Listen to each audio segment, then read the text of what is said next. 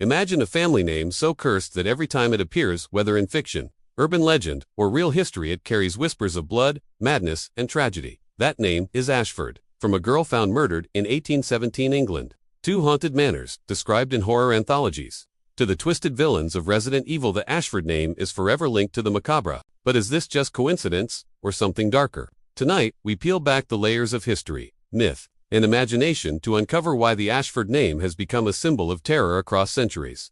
Stay with me, because what begins as a video game fantasy soon collides with true crime. And the line between fact and fiction is far more unsettling than you might think. Part 1. Fictional Roots 132, 8 o'clock. The name Ashford first burned itself into pop culture through horror and fantasy. Resident Evil, the family of monsters. The Ashford family is one of the 3 founding bloodlines of Umbrella Corporation, the shadowy empire at the heart of Resident Evil. At first glance, they're just another line of aristocrats, but beneath the surface lies a tale of obsession and grotesque science. Veronica Ashford, the matriarch, builds her family's legacy on ambition. Her descendant, Edward Ashford, pioneers genetic research until it spirals into experiments too vile for humanity. And then come the twins Alexia and Alfred, child prodigies, brilliant, cold, and terrifying. At just 12 years old, Alexia begins experimenting with a parasite that mutates human DNA. Her father becomes her test subject. Injected with a virus, he mutates into a monster, all under the approving eyes of his children.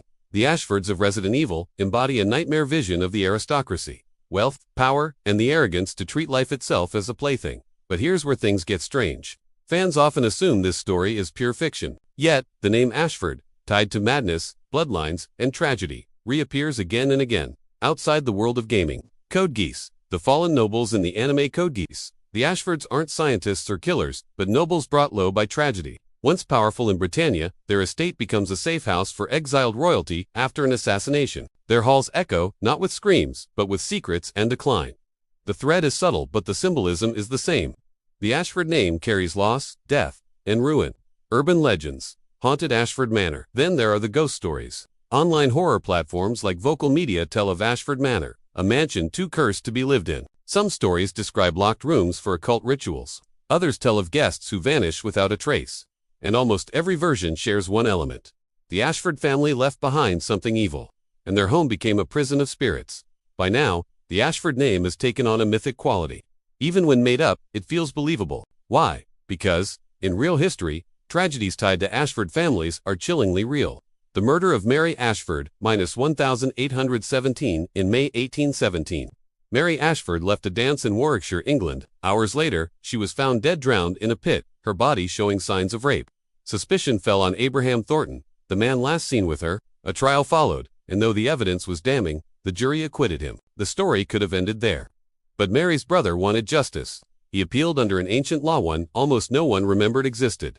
Thornton responded by invoking trial by combat.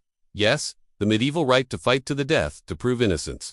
Imagine the horror, a grieving family facing a murderer, only to be told the law gave him the right to demand a duel. No duel was held, but the case shocked England. Within a few years, the law was abolished forever. Mary Ashford's name became a symbol of injustice forever, tied to archaic cruelty and unresolved death.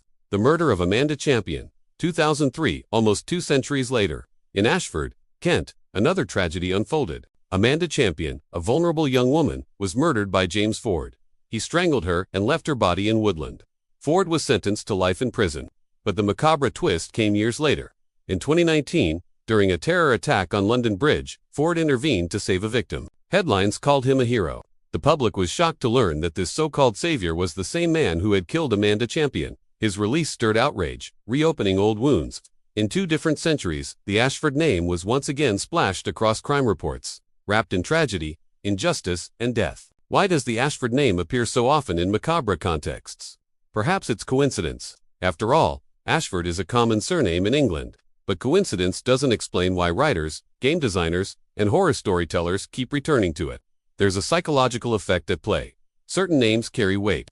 Ash suggests fire and ruin. Ford suggests crossing, danger, a passage from one side to another. Together, Ashford feels like a name pulled from the grave, and so it sticks. Each new tragedy, each new tale, builds on the shadow of the last. The Ashfords of Resident Evil, the nobles of Code Geass, haunted Ashford Manors. Mary Ashford's murder. Amanda Champion's death in Ashford, Kent. Separate stories, separate timelines, but when viewed together, they create the illusion of one cursed lineage. The macabre history of the Ashford family isn't the story of one cursed bloodline. It's the story of how humans connect dots across time, across fiction, across tragedy. A name becomes a symbol, and the symbol becomes a legend.